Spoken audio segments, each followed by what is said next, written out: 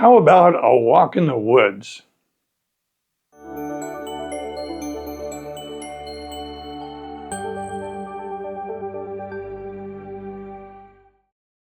Hello. Hello and welcome. Welcome to Input English. Today I introduce a series of 3 videos entitled A Walk in the Woods. So what's that all about?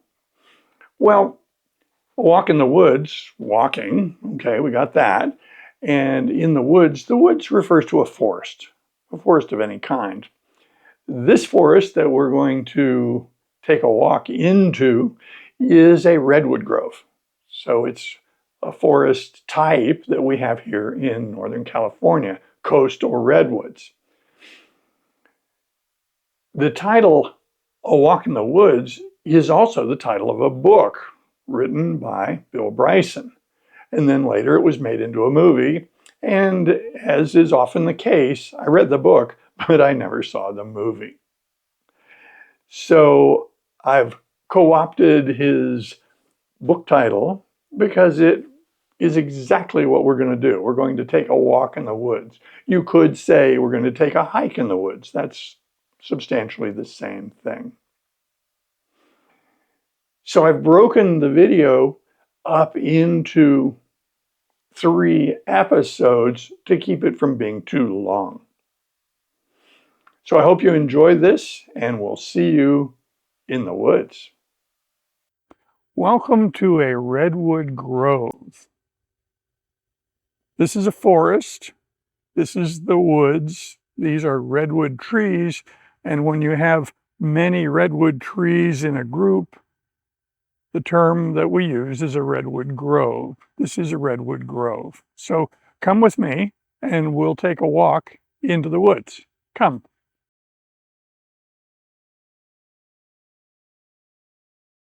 Here you can see the trees are dense and there's a lot of shade, a lot of shadow.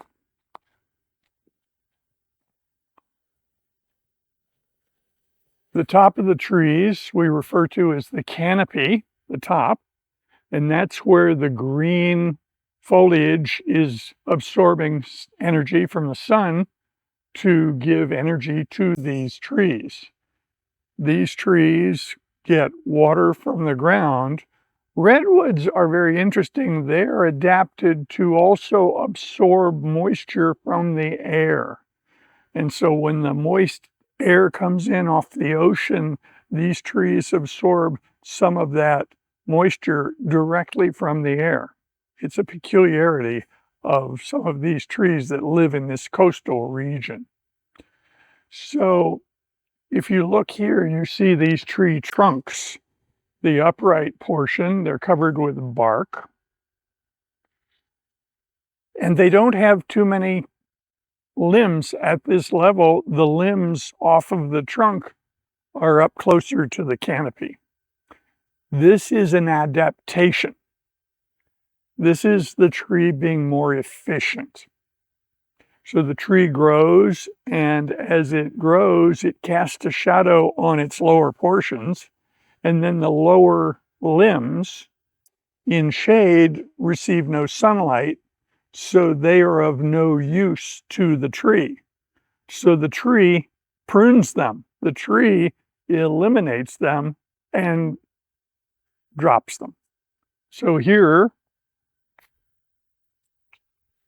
is a limb from these trees that has fallen because it's of no use to the tree any longer. The tree grew away from it, cast a shadow upon it, and then eliminated it. Come, we'll go deeper into the woods.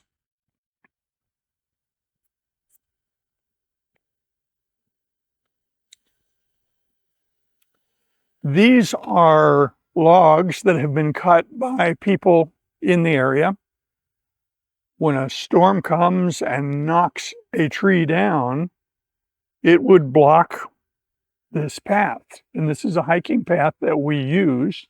And so the neighbors come with their saws and cut up the trees, put the logs aside because this is now going to be firewood for someone's use. So it's a service to us to clear the path, keep it clear, but this is firewood. Come.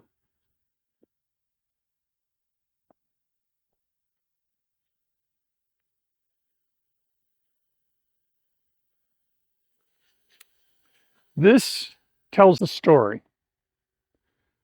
So this tree is very tall and very heavy.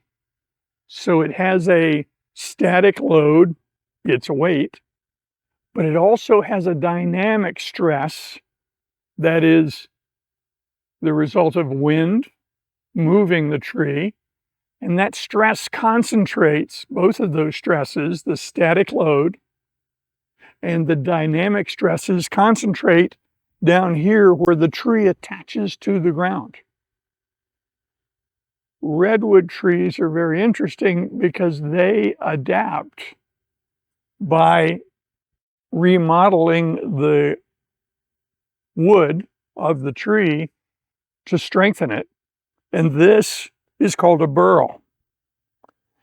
Now, burls form on other trees, sometimes because of insects, sometimes because of injury, disease, fungal infections. There's no one answer why a tree will form a burl. But this one here at the base of a redwood is very characteristic of the stress of the weight and the movement. And this wood, if you were to cut it and look at it, for instance, to make something like a bowl or a piece of furniture, would have a very interesting grain pattern. It wouldn't just be straight grain. It would be very curved and very intricate and very interesting. So burls are seen commonly at the base of redwoods or at the base of large branches of redwoods. Come, we'll go deeper into the woods.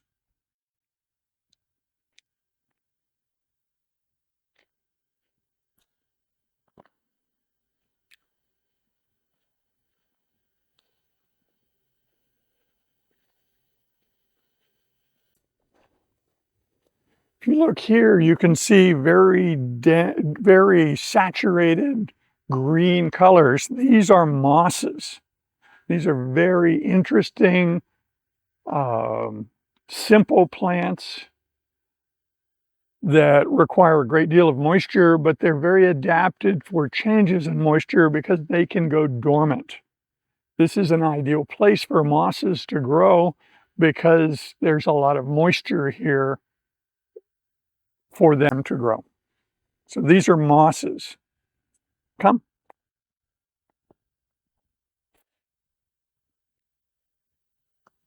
This plant, also typical of the woods, is a fern. Ferns are a very interesting type of plant. They reproduce by forming spores, and the spores are found on the underside of the leaves.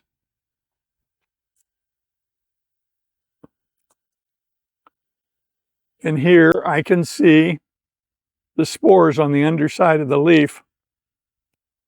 I'll get a picture of this for you that you can see spores on the underside of the leaf. These are not seeds, they're spores. Okay, so that is a fern. Come.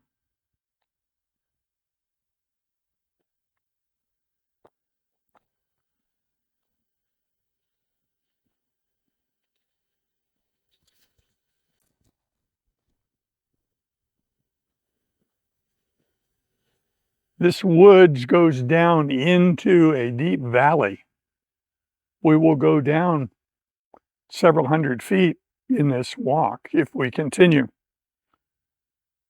And so this area collects rain, and the rain is channeled into these valleys.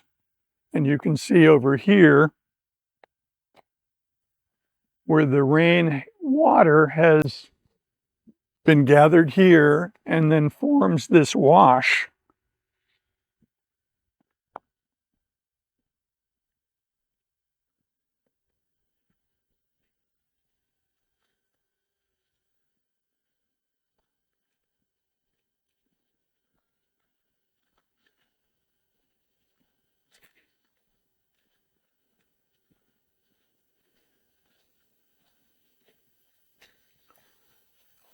This is the bark of the redwood tree.